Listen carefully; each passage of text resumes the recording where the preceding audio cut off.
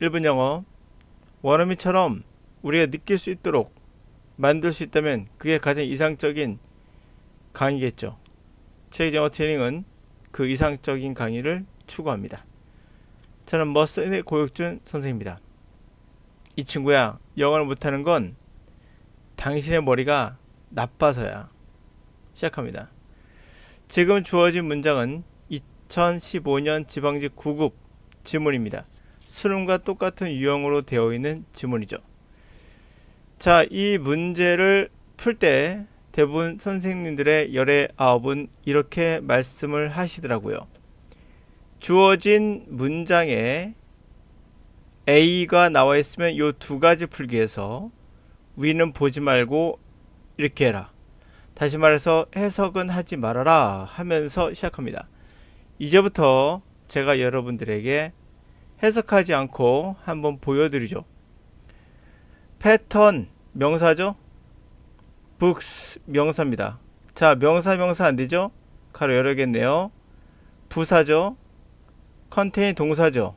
네, 픽처가 명사로 그림도 있지만 동사할 땐 묘사하다, 그림 그리다, 상상하다 이런 뜻이죠. 동사 두 번째.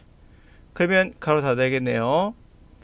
그러면 바로 수식하는 관계사가 빠진 구조가 되겠죠. 이게 대시 빠졌겠네요. 됐습니까?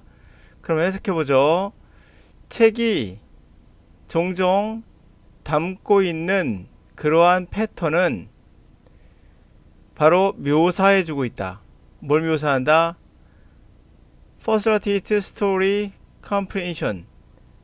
이야기를 이해하도록 손쉽게 해주는 뭔가를 담고 있다. 자, 그럴 때 동사 뒤에 선행사가 없는 걸 봐서, 뒤에 동사가 있는 걸 봐서 대수는 안 되겠죠. 그럼 마시겠군요. 됐습니까? what은 관계사 하면서 주어 역할도 할 수 있는 거죠. 다시 말해 what은 문장이 주어나 목적어나 보어가 없을 때 쓰는 표현이죠. 자, 그러면 정답은 what이겠네요. 라고 하면 여러분 저한테 사기당한 거예요. 틀린 겁니다.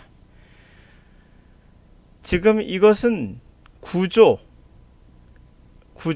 왜 문법이라고 하죠? 또는 구조를 먼저 보고 그리고 해석해 나가는, 번역이라 할게요. 저는 이걸 번역하는 그러한 스타일의 강의입니다.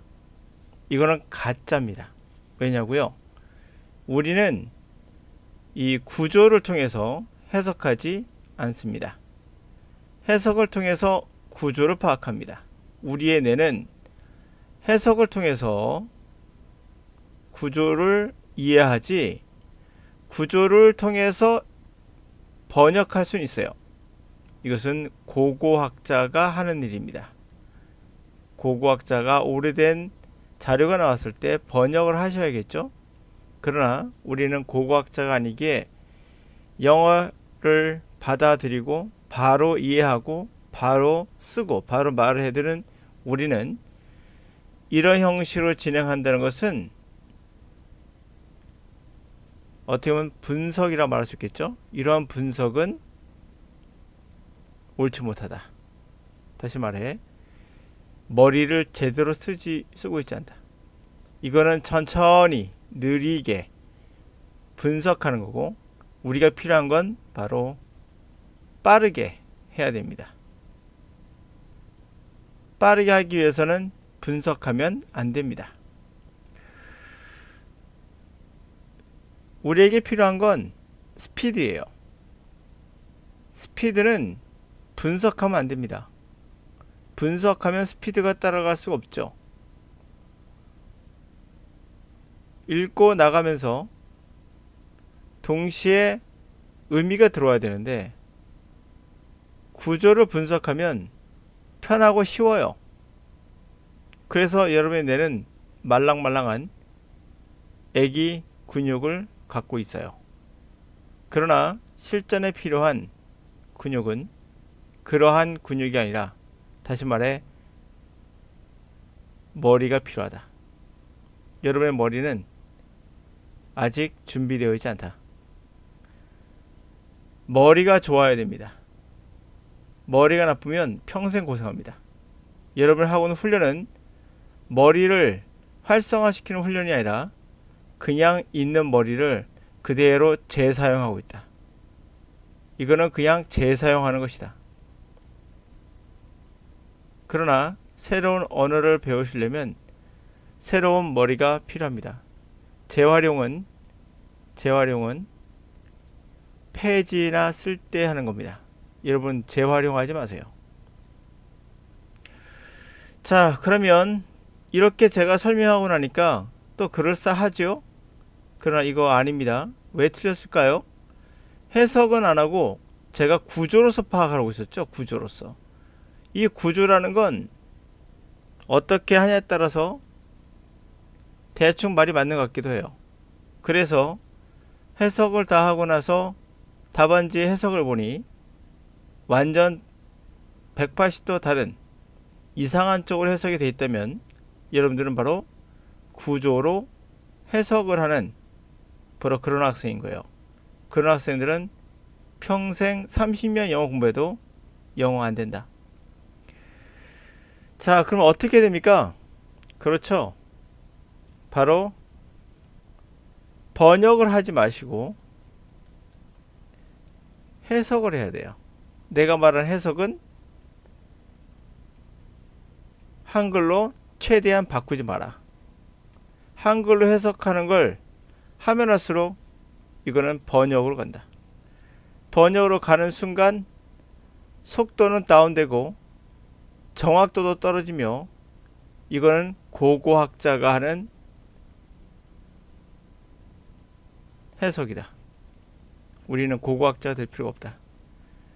자, 그러므로 구문 분석을 이렇게 자르고 한다면 이건 영어가 아니다. 고고학자다. 자, 그러면 해석을 하지 않는데 어떻게 해석하느냐? 그게 바로 체력의 영어 트레이닝이 여러분들에게 훈련시키는 부분이에요. 여러분의 말랑말랑한 뇌, 근육이 하나도 없어서 천천히 번역하고 있는 여러분의 뇌는 더 이상 어떤 힘도 발휘할 수 없다. 영어는 강력한, 스피드한 그런 훈련이 뇌가 돼 있어야 돼요. 그것이 되어 있지 않는 이상 단어 만더나 외워봐야 아무 소용없다. 자, 이런 거죠. 패턴북, 컨테인 스토리. 이 순간 패턴북이 하나의 단어라는 것을 어떻게 할 수 있을까요? 모릅니다. 이것은 바로 무의식의 세계예요. 언어는 8할이 무의식이고 2할이 의식이에요. 의식이라는 건 다 보고 나서 의미를 정리하는 정도. 그러나 끊고 맺고 하는 건 무의식의 세계입니다. 그것을 의식화시킨다는 이 구조는 몇 가지 패턴으로 영어를 잡을 수 있다는 이 무지막지한 강력하고도 정말 쉽게 보이는 이 패턴은 존재하지 않습니다. 영어에는 패턴으로 영어를 정복할 수는 없어요. 몇 가지 패턴으로.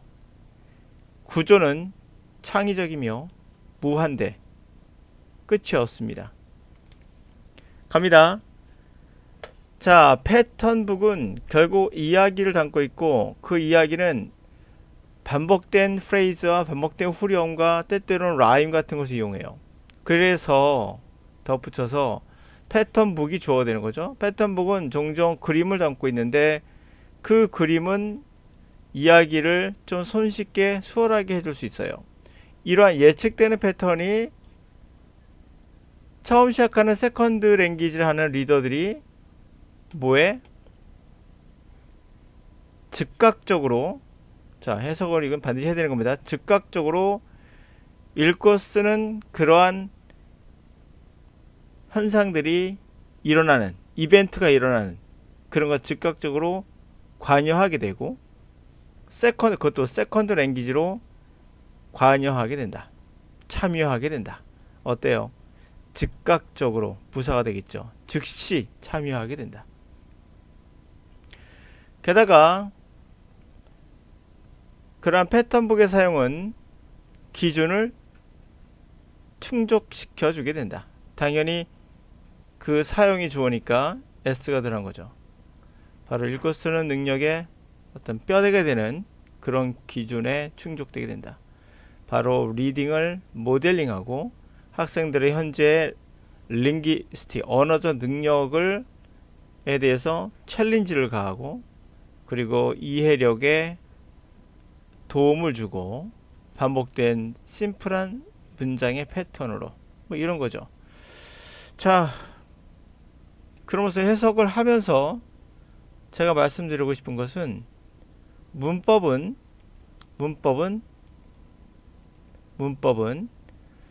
해석과 함께 문법이 동시에 이루어져야 된다. 해석과 함께 이루어지는 게 문법이다. 해석이 먼저 돼요. 실제로는 우리 뇌는 해석이 먼저 돼요. 그리고 나서 문장 구조를 이해하게 되죠. 그러나 여러분들 거꾸로 배우고 있는 거예요. 구조를 통해서 번역하는 겁니다. 이건 무조건 번역이에요. 여러분이 구조를 이렇게 파악하고 있다면 이건 번역입니다. 왜냐고요? 고고학은 시간이 중요하지 않습니다. 그러나 현재 쓰고 있는 언어는 시간이 중요합니다. 상대방이 말하는 것을 들어야 하는데 고고학처럼 분석할 수는 없죠. 그러므로 지금 여러분이 배우고 있는 우리나라의 99%의 강의는 고고학, 여러분들은 고고학자다 라고 말할 수 있겠다. 우리 뇌는 이런 형식으로 구분하지 않습니다. 먼저 해석을 하고 의미를 알고 그 다음에 문법을 적용하는 그런 구조, 적용이나 문법을 이해하는 구조, 받아들이는 구조로 되어 있다. 여러분이 듣기 평가할 때 그 구조를 분석하지 않는 것과 동일하다. 하여튼 문법은 해석해야 된다. 그러나 여러분들은 머리에 있는 근육이 말랑말랑해서 그 애기 같은 근육으로는 아무것도 할 수 없다. 이제부터 여러분들은 뇌를, 언어적인 뇌를 좀 더 활성화시킬 수 있는 훈련이 필요하다.